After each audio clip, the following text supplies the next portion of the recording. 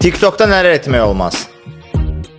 1. Şəxsi məlumatları paylaşmaq qəti qadağandır. Nömrə və kart məlumatları, çekdir, digər vasitələrdə bunları paylaşmaq qəti qadağandır. 2. Alkoqol və tütün məhsulları qəbul etmək qəti qadağandır. Həm canlı yayında, həm də video vasitəsilə.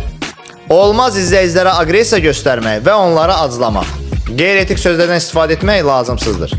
Tövsiyə olunmur avtomobil idarə edərkən TikTokdan istifadə etmək, həm canlı yayın açmaq, həm də video çəkmək. 13 yaşdan aşağı olan uşaqları canlı yayın zamanı efirdə göstərmək olmaz.